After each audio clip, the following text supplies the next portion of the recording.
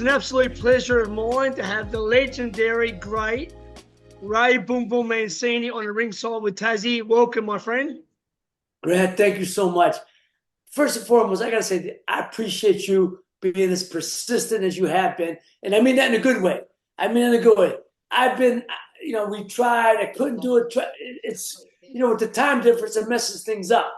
So I'm finally glad that we could do it tonight. So thank you. Everyone in Australia knows me as very, very persistent. I don't give up on anything, which helped me in my own boxing career. And now I'm a trainer and promoter. So I'm very persistent. Oh, beautiful. Oh, beautiful. That's great. That's great. I recently just went to the WC convention in Hamburg, which was amazing. I caught up with Vinny Pazienza and Terence Crawford and then I went to the Saudi for Fury Usyk too, which was amazing. I've never been to the WBC convention. I've been to the WBA. As a matter of fact, I was invited to go this year. I was in Orlando, Florida this year. It was Orlando, yeah. But I didn't get to make it. And but they're always fun to see the guys. I mean, they have it's 4 days, and after 4 days of a lot of laughs and stuff. But I didn't get a chance to go this time. So yeah, well, that was my first convention, and I loved it. For me, it was a childhood dream to meet Vinny Paz and Lennox Lewis and just be around the legends. For me, it was amazing. Yeah, they like to bring the fighters over, showcase them. And, Vinny's a character. Vinny's a character, man. That's for sure. So let's talk about your amazing career, mate. Look, you was definitely probably one of the most exciting fighters in America. Like, you capture the hearts of everyone. First of all, let's talk about the story about your father. He was a great fighter. He missed out on being a world champion because of the war. Let's talk about the legacy of your father. Well, my father was the #1 contender in the world from 1942 to 1944. He signed to fight for the world title in February of 1942, but got drafted in January of 1942. And he said, "Look, I want to defend my country, but I just want the opportunity to fight for the world title." He said, "I'll give my entire purse to the Army Relief Fund," which at that time, was crying for money. He said, "We don't want your money. We want you." And, my father never talked bad about it. He always was proud to defend his country, but it hurt him. You can see there are times we'd be talking, just me and him, and he'd talk about how the opportunity, losing the opportunity. Not that he didn't lose it in the ring. He didn't lose the fight in the ring. He lost the opportunity, never getting that chance to fight for the title. That hurt more than anything. So, again, he never talked bad about it, but I could see how it hurt him. So since I was a little boy, I always heard about it. I should have been, could have been, would have been world champion if it wasn't for World War II. Because he already beat the champion in a non-title fight, which got him the rematch for the title. And so that's why I always said since I was a little boy, I said, I'm going to be a fighter and a world champion for my father someday. I was a little boy, a little kid. But my father was everything I wanted to be as a man, as a hero. I mean, as a man, as a fighter, as a father, he was my hero. He was my hero. So that's how I come about wanting to fight and win a title for him. And sometimes I believe in fate. I believe that our life is. I believe in destiny. So maybe it was the fact that I won it for him makes it more special. Who knows? Well, it's an amazing story, mate, and obviously captured the hearts of everyone in the world, especially in America. So let's start, mate. So you had a pretty decent amateur career, and then how old was you when you turned professional? I was 18. Yeah, 18. Wow, young. Which is the right time. Yeah, and that was that at lightweight? Lightweight, yeah. I always fought lightweight. Yeah. When you're on the way up, Grant, you understand. On the way up, you have a lot of overweight matches because you ain't fighting for no title or anything. So I was fighting. Even though I was a lightweight, I was fighting guys at, junior welterweights and welterweights, but you can fight the right guys on the way up, to take it to the next level. So I'll probably say you first won a regional title against Bobby Sparks. Right. It was the Ohio State lightweight title. It was the state lightweight title. It has some significance, obviously. Yeah. But yeah, it meant a lot to me at that time, of course. Any title, of course. And then Jorge Morales for the WBC NABF lightweight title, which got you a ranking. Right. At that time, I got ranked number 10, and the WBC wanted to do a box off to fight Alexis or Argüello for the title. So they had, I think, me, Morales, Jose Luis Ramírez, somebody else, I think whoever he beat. So that about 5 or 6 of us or so, and then we had a box off. I beat Morales, then I fought Ramírez, and I beat him. Now, see, that's the thing. He was the number 3 contender. So when I was number 10, I beat Morales. I jumped to number 6. Now I fight Ramírez, who's ranked, I think he was like 3 or 2. But he had already fought Argüello in a non-title fight. The fight before, we got matched. In the fight before he fought me, he fought Argüello down in Miami. He dropped Argüello twice. And by all accounts, I saw the fight. I watched the fight. By all accounts, should have won the title, or should have gotten a decision. Yeah, we lost a split decision down in Miami. So they matched us two, figuring he's going to walk through me, beat me, and then he'll fight Argüello for the rematch. In fact, I was 19-0. He was 55-2-1. he was a great fighter, very underrated. Yeah, he was real good. He gave Chavez hell. We fought win over Whitaker, and then, mate, he was a great fighter. Yeah, and then he wound up beating Rosario for the title, And Rosario was another name. He was a great fighter. Yeah, but he was such a big favorite over me. They didn't put Las Vegas wouldn't even put it on the board. They didn't even take no bait because he was such a big favorite. So yeah, but and I watched him, strong guy. I just felt, you try to beat the guy the easiest way. Yeah, I could have went straight in and gone toe to toe, or try to be a little slick and box him. Push him back, keep pressuring him, but in and out, and then get him into the so in other words, that was the plan, and it worked good, And I was able to take a pretty good shot, and so I made him miss a lot of shots, and once he hit me with, he did hit me solid, so I was able to keep the pressure on him and win a unanimous decision. Well, when you find a Mexican, mate, sometimes you got to learn that you got to box a little bit sometimes, yeah? Well, absolutely. See, people don't understand. I'm a pressure fighter. But look, I like to think I made the guys miss one. Yeah. But I like to think I made a miss once in a while. See, I tell people, there's guys who pressure, and they take punches they don't need to take. There's other guys who take punches, come forward, and you try to box while you're in. People don't understand. When you're coming in, you got to use the jab. The jab gets you in. Because people think, well, that's only for boxers. No, the jab breaks the guy up. I tell people the jab is used for offense and defense. Because if the guy's throwing punches and you just throw a jab out, it breaks him up. It gets you a chance to get reset. So I'm coming in, bobbing and weaving, tapping the eye, tap the shoulder, tap the hip, see where he's at, and you keep him off guard. So, I was able to do that pretty good. And a lot of people, I was a better boxer than a lot of people thought. Yeah. When I had to, like I said, I used it. Well, I tell all my students, mate, about the left jab. I tell them the right hand will take you around the block. Your left hand will take you around the world, your jab. So, well, it's true. Well, the right hand got to travel twice as far. I tell people, you see, fighting a southpaw, which Ramírez was. Yeah. People don't understand. It's got to be a disciplined fight. Very disciplined fight. If you can't touch it with the left, you got no shot of hitting it with the right. So 100%. In America, for the longest reason in the 70s, they talked about the right hand against a southpaw. Right hand. It's the dumbest thing. The right hand got to travel twice as far. And a good southpaw, a guy like Pacquiao or something, you fall short. Yeah. They feint. They get your lead. They lean back and they counter you with the hook. And they counter, yeah. Because when you do it, you fall right into it. So the idea is jab them, and you got to push them to their left. Keep moving to your left, push them to their left. You got to make it a disciplined fight. And I did. I fought. I had no problems with southpaws. I did. I was able to beat them and beat them pretty good. No, that's awesome, mate. So then you end up fighting for your first world title, the legendary, one of the greatest fighters in history, 3-division world champion, Alexis Argüello. Tell me about that, mate. Like you gave me everything, but he was a great champion. Well, Grant, first of all, one of my heroes growing up. But, two of my favorite fighters, of course, Duran was my my hero. Yeah. But Argüello, I loved Argüello.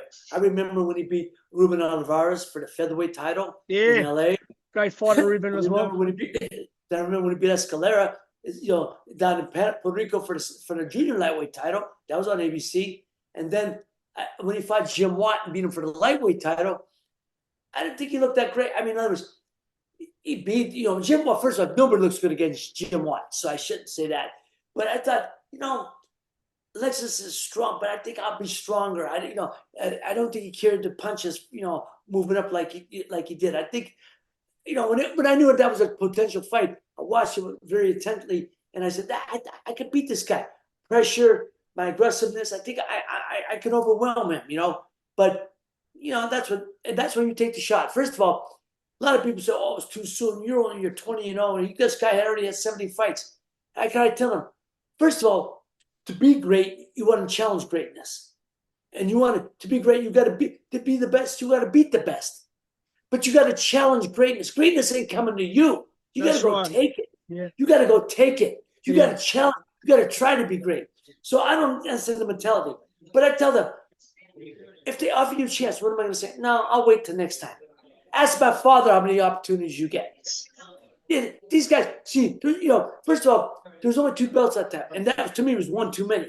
Yeah, one too many, because WBA is the oldest belt, because it was the oldest. That was the oldest belt. This has been around from WBA was NBA. They've been around from the 20s.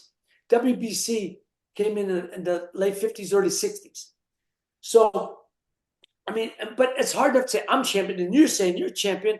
Well, so it's one belt too many. But now, so I tell people, what do you wait? You're going to wait till next time? Well, who says it's going to be next time? My father, like I said, ask my father, but what if there's going to be next time? Again, a true fighter doesn't pass it up. A true fighter takes the challenge to challenge being great and being a world champion. Is that one, mate? Is you be disappointed in today's boxing? A lot of fighters that pick and choose, they dodge people, there's 4 belts, there's ridiculous. Grant, you can't develop a legacy. There's no legacy anymore. All they can develop. Look, you got guys. Now, when I was fighting, the networks would deal with every promoter, right? Bob Arum, Don King, main events, but they were neutral. They dealt with every promoter. Now you got networks only deal with a certain promoter. Bob Arum had ESPN for the last couple of years. Al Heyman had Fox. Now he's going to go on to Amazon Prime. Amazon Prime, yeah. Right. And then, somebody's going to be on Netflix. I'm not sure who. Yeah, something on Netflix. Yeah. I said, but you try to tell me Amazon won't deal with no other promoter but Al Heyman? See what I'm saying? So, you know how many guys Al Heyman signed? You know how many guys he's got? How many times he's going to fight? That's why. They fight once a year. Once a year because he pays them to sit.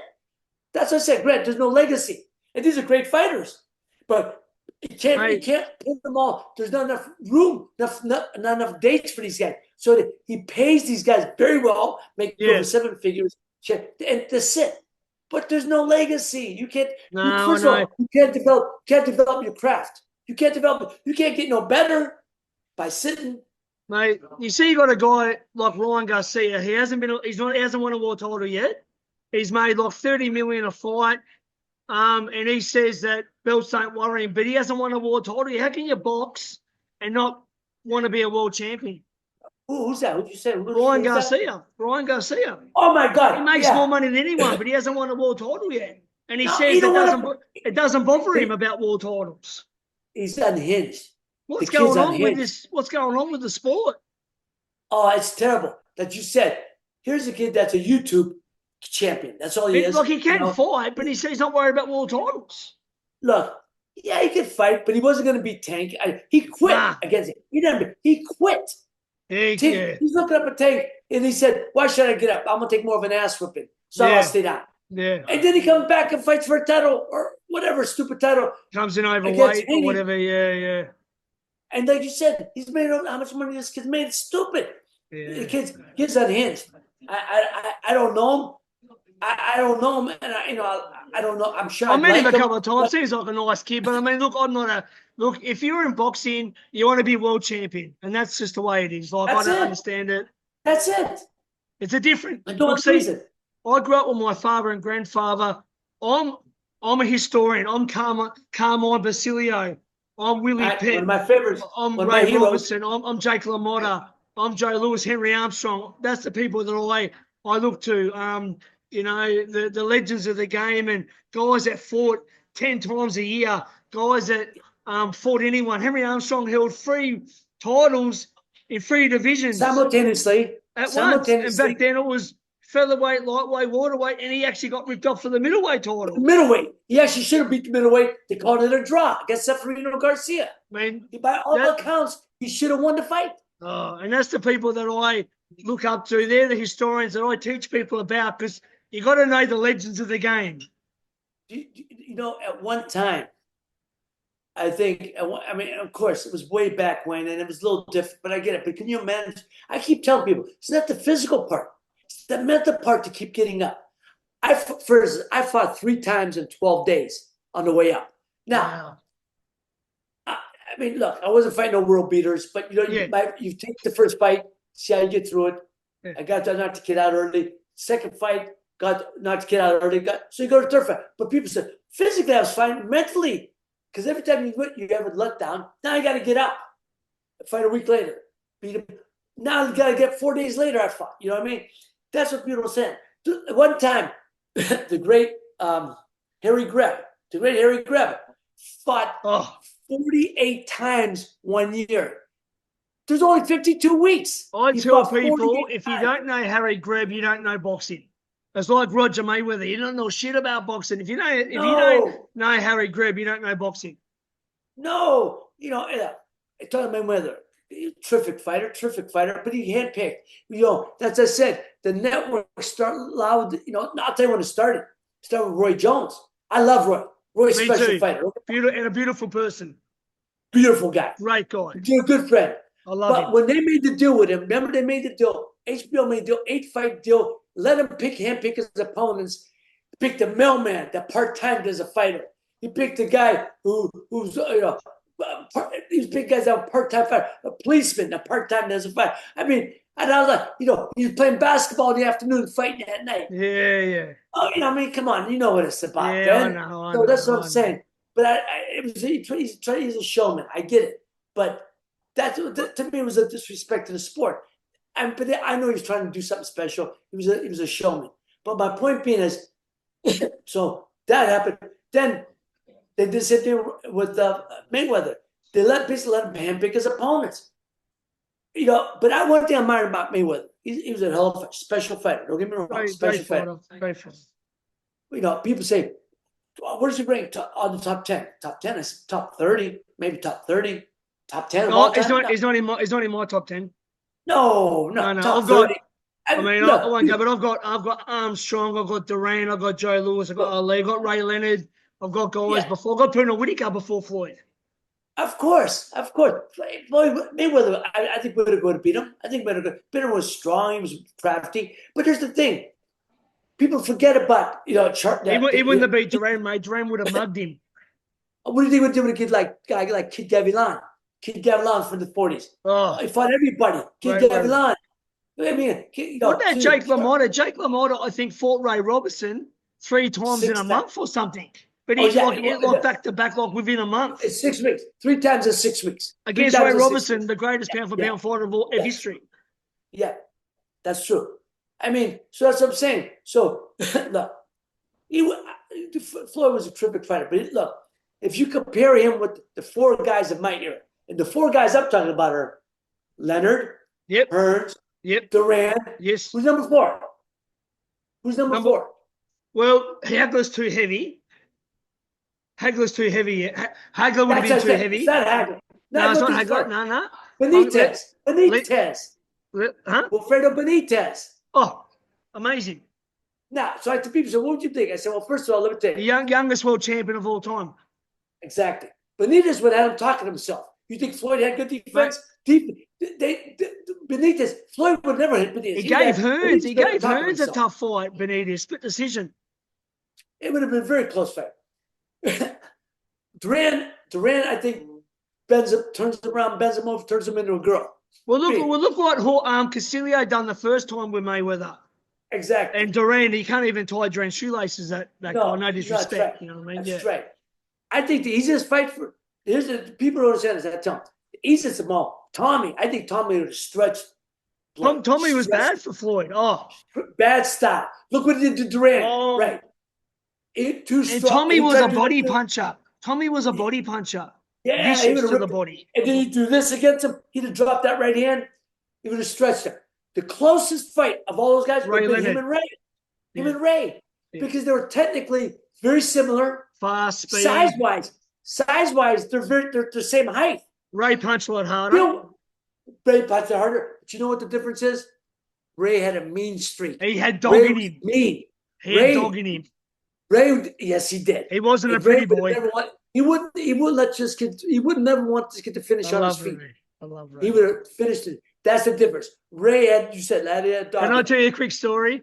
Ray was in Sydney back in 2009, and I spent 40 minutes with him in a hotel room talking about Tommy, Marvin, Benitez, Donny Leon, and what a beautiful gentleman and what a legend. Oh, yeah, great. He's a good friend of mine. He's great. He's just one of the greatest. So look at that era. So Floyd, when you talk about a guy like Floyd, special fighter, but when you try to compare him with them guys, you can't. I will say this: could he have competed? Yeah. Would he have been successful? As successful? No. It's the same thing. You were just talking about Terrence Crawford. Terrence Crawford's a special fighter. Love Terrence. He could have competed with them guys. Yes, would he have been definitely successful? in that era. Yeah. I asked him personally, actually, because I was in Hamburg at the convention, and we actually got on really well. When I said to him, I said, how do you go with, say, Duran at lightweight? He said, I have trouble. How do you go with Ray Leonard? He goes, yeah, I have a bit of trouble. He goes, I said, how do you go with Aaron Pryor? He said, I beat Aaron Pryor. I said, fair enough. I said, how do you go with Floyd? He goes, I beat Money May, but I have trouble with Pretty Boy Floyd. So he was very honest. Because Floyd was a bit of a, he has trouble with the waterweight. He beats the waterweight version of Floyd, but has trouble with the lightweight version. Okay. And what did you say about Manny? I didn't know them. I didn't mention Manny. I mentioned Ray Leonard. He said he beats Aaron Pryor, but he has trouble with Duran and Leonard. I believe he beat Pryor. He's very honest, though. He's very honest. And I believe in, and I love a guy who believes in his ability. Look, he would have been a problem for Aaron. So people don't understand. I love Aaron. Well, he used to get hit a bit, Aaron. He used to get hit a bit and drop. Yeah, and he might have, because Aaron was dropped by a lot of guys. Early in his career, guys would drop because he got his shit in the air. Crawford's a finisher. He's a killer.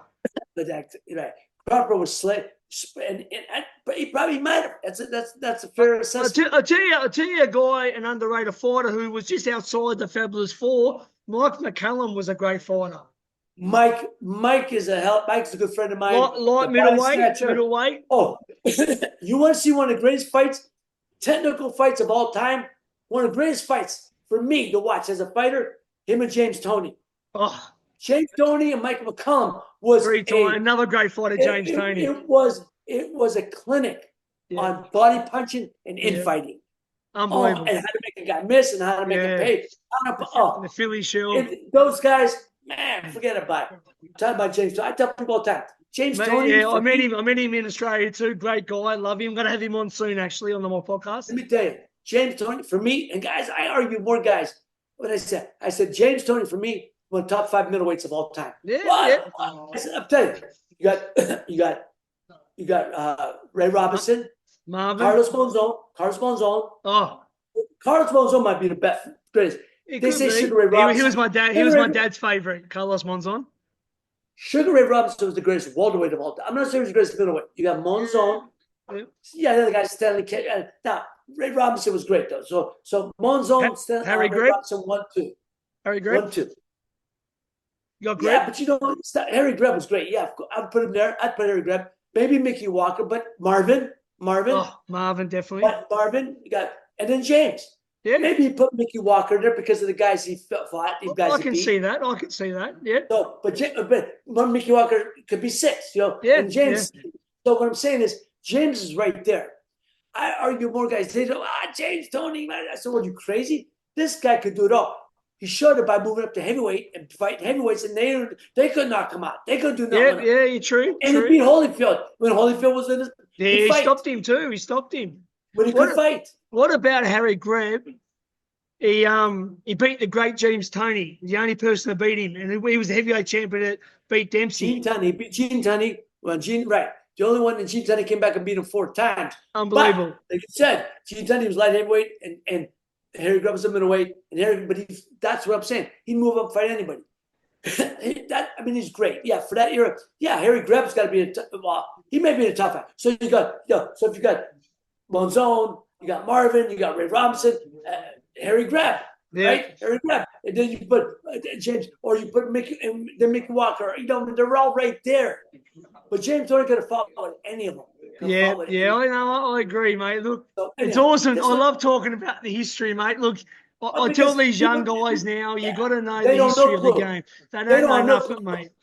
No, most of these guys, they go far back as Mike Tyson, and that's it. That's it. They've heard Joe. Can I tell you, and he's going to watch this, he's a great fighter. He's one of our greatest Australian fighters, Nadal Skinny Hussein.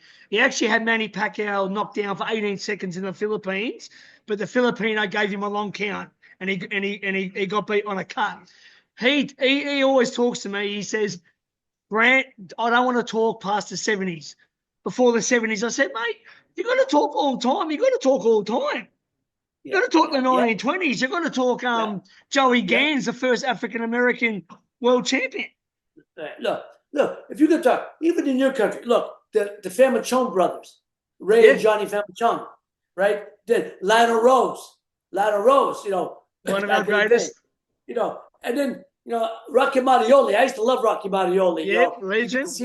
Do you know my coach, Jeff Fennick? He was my coach. Oh, Jeff. For me, Jeff, I love Jeff Fennick. He's my brother. He was my coach for 10 years. He's my Jeff's one of my favorite fighters to watch. Jeff was one of my favorite fighters to watch. Legend. And I didn't see him a lot on TV a few times, but I'd go on YouTube. He beat all the Mexicans. Legend. Love Jeff Fennick, man. And he got robbed against Azuma Nelson. That wasn't a draw. Oh, man. I gave him 10 rounds to 2 for Jeff. Look, to talk about the greatest Australian fighter, Costa Zoo was great, of course. I used to spar Costa. I was with him in Moscow 2 weeks ago. I love Costa, and his son Tim is like my little brother. I love him. Tim Zoo, what a fight he had. But God, Fondora, what a fight that was. Yeah, man. 100%. But then he come back and he fought the strong kid right after that. Yeah, hey, it happens. He'll be back. He'll be back. Tim Zoo will come back. Tim Zoo will still fight. He'll be back. Trust me. I still think he'll compete for a world title. So let's get back on your career, mate. You win your first world title. You beat Arturo Frias for the WBA lightweight title. Tell me about finally climbing that mountain. Tell me the feeling. It's the greatest feeling ever. I mean, look, my lifelong dream.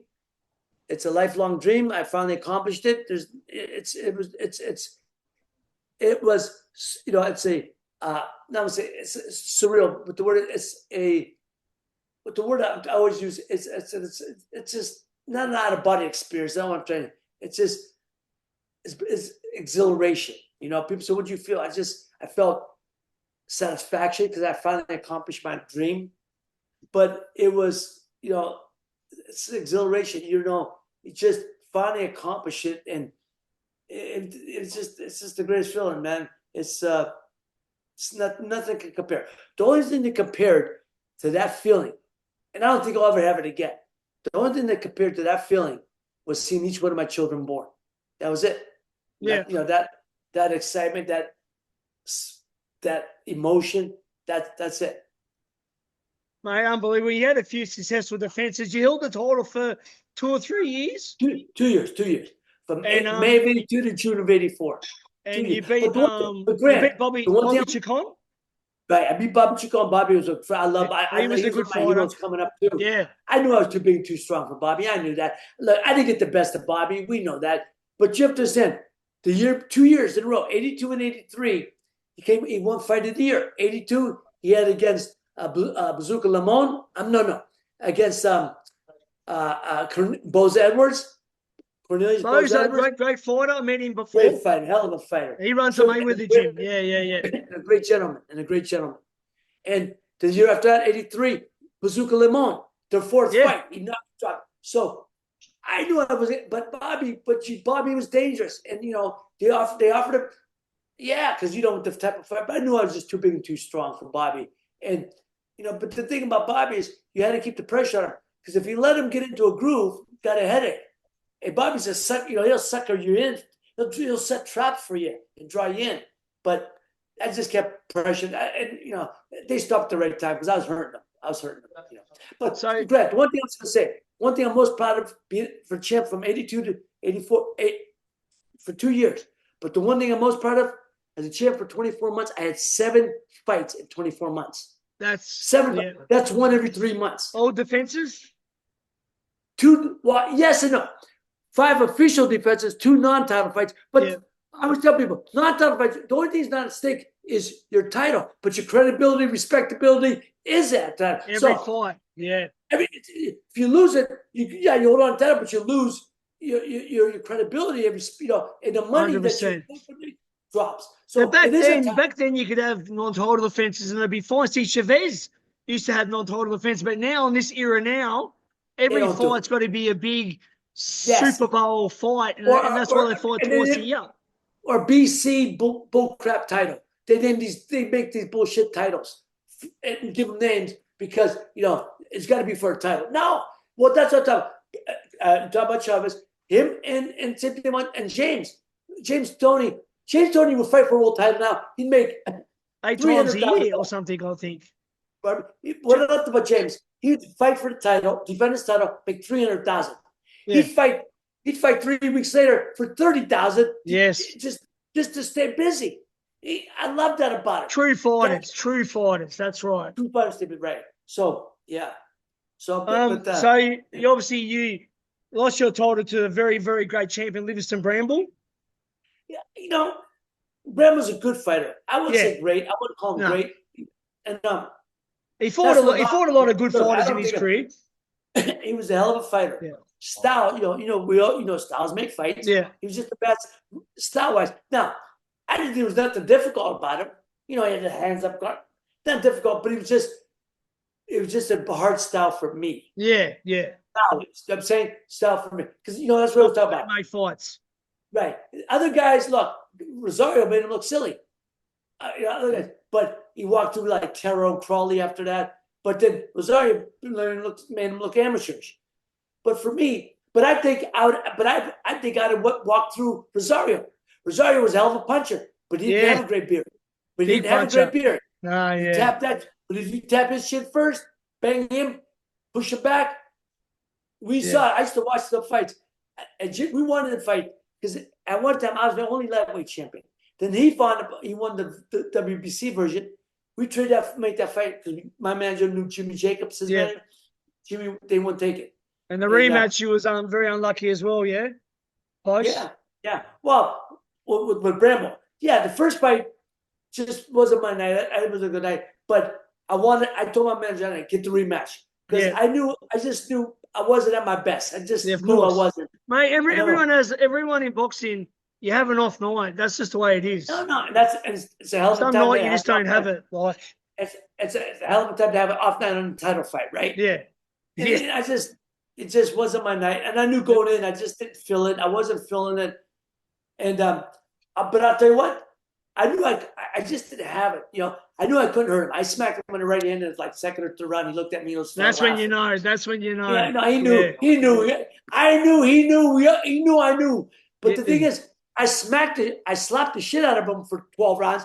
Slapped him. Couldn't hurt him, but I slapped him. At the end of 12 rounds, I was ahead on all cards, right? My manager said, Ray, move. But we didn't know at the time. I mean, I found out later. But my manager said, Ray, move your feet. Ray, just move. My trainer. I said, Griff, I can't. My legs are dead. I got them dead. So I was just trying to make it through the last 2 rounds, and it just didn't happen. But that's why I wanted a rematch. In the second fight, I burned for 15. Yeah. So, yeah. I thought you were very unlucky against Hector Camacho. I thought I beat Camacho. I thought I was going to say this. God bless Camacho, one of the all-time. Yeah, Now no. he's an all-time great. But Yeah. I thought you won that fight, to be honest with you. I did. No, he even admitted after fights. First of all, Yeah. I wanted that fight. It should have happened long before. I was supposed to fight him. We had the deal set in place, and then You fought him before Chavez did, yeah? You fought him before. I was supposed to. Oh yeah, before I fought Chavez. Yeah, Before Chavez, yeah. Before he fought Chavez, yeah. But we were supposed to fight in 80, 84, 83. Yeah. 83. The WBA, back then, what they still do now. We were going to pay him Bramble step aside money, and then you get the winner. Okay. Who was pushed for it? They wouldn't allow it. No. So WBA said, "Well, we can't. We'll have to strip you of the title if you don't fight him." So we had to come out. I said, and Dave, we were going to. My manager Dave Wolf was going to sue the WBA. I said, "No, Dave, I'll beat this. I'll fight Bramble. I'll beat him. We'll go right to Camacho," because that's how I felt. I saw the film of him. Tough kid, stands in front of you. But I think I didn't see anything special. Yeah. So I said, we'll beat this kid. We'll go to Camacho. Obviously, it didn't work out. So after the fight, the WBA comes and said, well, the Camacho people say, hey, the fight's still there. Just win the title back. So that's where you had the rematch. And then after that second fight, I felt I won that fight. Yeah, I thought you did. But I had no love for the fight. I had no love for the game anymore. That's that it, was it? It broke your heart? Yeah, it was. I felt I won the fight. Yeah. But then I was retired, 4 years when they offered me Camacho. And I said, Camacho, yeah, man, let's do it. Because I didn't want to live with what if. And I knew he wasn't going to hurt me. And no wasn't going to puncher. And I was still in shape. I was still kept in shape, And so, but that's so that's the same what happened to Jeff Fennick. When Jeff Fennick got against Zuma Nelson, it took everything in boxing, took his love out of the game. He was never the same after that. It does something to a fighter when you know you win and you don't get your hand raised. It's devastating. Right. That people say, when do you officially retire? I said, I officially retired in 1985. Yeah. Well, you come back with 2 fights. I said, I officially retired. 1 fight in 4 years doesn't constitute me as an active fighter. Nah, not active. 2 fights in 7 years, sure you don't make me an active fighter. Definitely don't, yeah. But after the Camacho fight, I said, that's it. I accomplished. I finished what I wanted to finish. That's it. 3 years later, I'm doing an off-Broadway play in New York.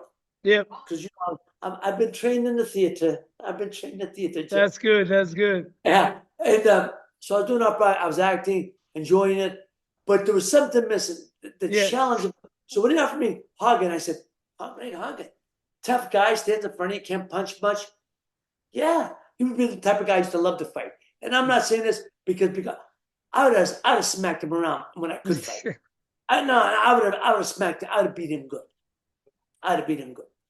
So now I'm another 3 years, and he's been fighting. He's been active. I said, yeah, I'll do that. And because it was a challenge for myself. The first one against Camacho was, I didn't want to live with what if. That was personal. This one was ego. My ego got in the way. Yeah. I didn't want to live with what if. I said, I could do it. Great training camp, but training camp's a dress rehearsal, as you know. And then I'm in the dressing room, and I told my trainer, I don't want to be here today. I don't want to do this. Yeah, that's a big problem when you have that feeling. Yeah. He said, it's a hell of a time to tell me now, ain't it? I know. So what I'm saying, and that's no excuse. It is what it is. We've all had that. We've all had that feeling, right? Any fighter has had that feeling. Yeah. My ego got involved. Yeah. I wanted to see if I could do it. I could train. Here's what I tell people: I trained like a fighter, a champion again. I just couldn't fight like one. Yeah, I didn't have the mindset for one. I didn't have the mindset. Everything else I didn't have. I could train, but training's a dress rehearsal. As we know. That's right. Of course. Before we go, man, I appreciate your time so much. It's a bit of a dream for me. Couple of questions. If you could pick any fighter in any era that you would have loved to have fought, who would it be? Well, you want to fight. I mean, guys that you look were heroes. There's certain guys I looked up to, guys like, if you say like a Henry Armstrong, I just would have liked to know what it was like to be there with him, right? Henry Armstrong or Tony Canzoneri. Tony Canzoneri. Yeah, Tony Canzoneri is one of my heroes, man. Legend. All my father. But those are the guys you want to see. I could I saw like Lou Ambers, right? My father used to talk about Lou Ambers. He was close with Yep. He was close with Tony. He loved Canzoneri. Canzoneri was his favorite fighter. That was his dear friend. He loved Canzoneri. That was his favorite fighter. Yeah. So I became a fan of Canzoneri. Of course. And all those guys of that era. Yeah. But I used to see. So one time but I loved Lou Ambers. My father loved Lou Ambers. But I watched Lou Ambers fight one time, and I said, Dad, I don't even say anything about it. I think I could have done okay against Lou Ambers. He looked at me and said, son, you would have done just fine. And that was a great compliment because my father always said, when you try to compare the fighters visit the era against the guys in my era, he said, you guys couldn't do it. They'd put you in the back pocket, use you guys for, we'd put you in the back pocket, use you for change. Yeah. But when he said that to me, it gave me vindication that, yeah. I didn't say, I would never say I would beat the guy. But people say, how would you do against so-and-so? I never say, I'd beat him. I'd say, my father always said the same thing. My father said, all you can do is put two guys together and see what happens. Why? And since it didn't happen, why are we talking about it? I would never show disrespect to another fighter. Say, I'd have beat him. I'd have beat him easy, blah, blah, blah. No. What about like Duran and Chavez? They were two great lightweights. Would you ever sort of fantasize about that would have fighting been one of the greatest fights, but Duran would have been too strong. They both would have been war, Chavez and Duran, with you. Oh, with me, yeah. That's what I'm talking about. With you. Oh, yeah. With me, oh, yeah. I mean, Duran was my hero. I don't know. Yeah, so you and Duran would have been a phone booth, I think, and Chavez as well would have been very interesting. But you know what? They're strong, but I felt like I was pretty strong too. Duran was strong, but we know Duran was great. How strong he was because he fought middleweight and beat Iran Barkley at 168. Unbelievable. It was unbelievable. But the opportunity to get in the ring with them would have been great. The opportunity to fight Julio would have been great. I'd have been honored to be in the ring with them and say I shared the ring with them. Also, tell me, who do you like in today's boxing? Give me a couple of your favourite guys that you like to watch and you think are sort of, in your opinion, very good in this era. I love David Benavidez. Yeah. David Benavidez. I don't see. Bivol with him would be a great fight. Peter B might be a little too strong, but David would be in there. But this fight against Morrell, everyone thinks it's gonna be a tough fight. I think David walks through him. It's a risky fight because he's not really known Morrell, but he is good. Like he's not. I don't think he'll get too much credit for the win over Morrell if he does beat him because he's not really a household name, but he is risky. Right, very risky because of his defense. But David can punch. Being Cuban, David's been fighting. I know guys. He went spar with when he was something like the kid we have here, Pavlik, right? Kelly Pavlik, local kid.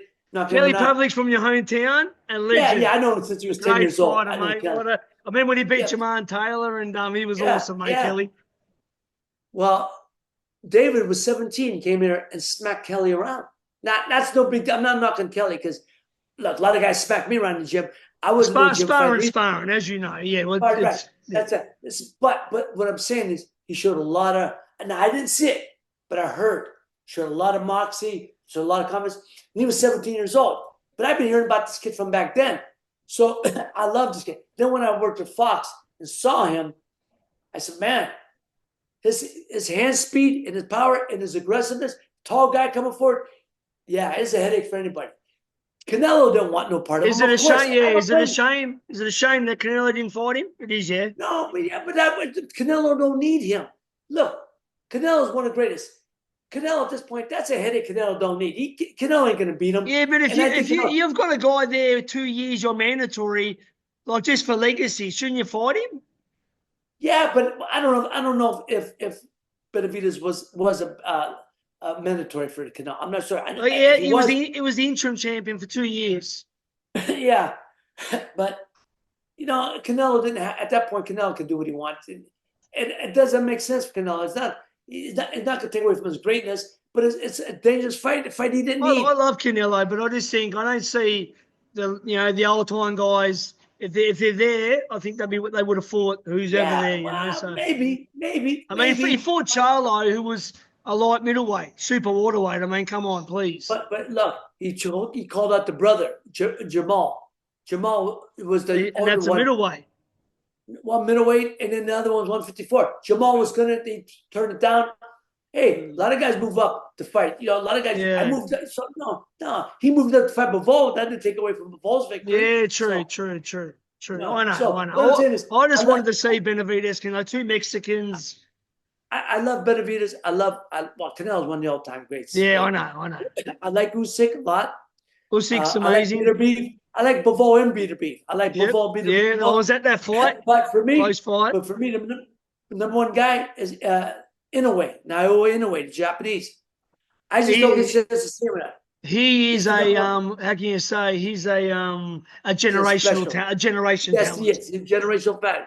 Going up, he's moving up a weight, knocking. He's not beating guys. He's knocking him dead. He's knocking him dead. Oh. He just knocked out Luis Well, he's Neri. actually fighting an Australian, one of my Australian friends in next month. He's the number one mandatory, Sammy Goodman. Over in Japan, right? It's in Goodman's Japan, going but it's in January. It was meant to be Christmas Eve, but he got a cut, the Australian. But he's fighting him for all the belts. He's a mandatory. beautiful. Hey, You got to have a shot. challenge You got to take it. Yeah. Got to take it. You got to challenge greatness. So I admire that. So, Well, mate, you know, it's been an absolute honour for me. I can't believe I spoke to Boom Boom Ray Yeah, thank Mancini. Can I ask you a question? One day, can I meet you, possibly? I look forward to it. I don't know where we are. Maybe I would love to Vegas come or over. somewhere or some. I would love to come over your way. You Yeah, know, well, I have I'm friends of mine. looking at hosting the 2026 WBC convention in Sydney, Australia. I spoke to Mauricio, and Mauricio. Yep. So I'm going to try Tell and do Mauricio it. to invite me. You can come and Yeah, see come. Jeff Fennick. You can come and hang out with everybody. I'd And love to. couple of Australian, Mike Altamura is a good. He said to say hello, and Peter Maniatis as well. Mike Altamura, he's interviewed you before. Champion. Oh man, yes. Look, good guys, real good guys. And like I said, I've never been over that way, and I have good friends from there. So I would look. I'd love to come over. 226. I'm going to make sure Mauricio invites you. Please do. Greg, thank you. Merry enough, Christmas, Happy New Year. Oh, God yes, bless you you. too, my Thank you brother. for your time. You're a true legend. Thank you. My pleasure. Thanks, mate. God bless. Thank Take care.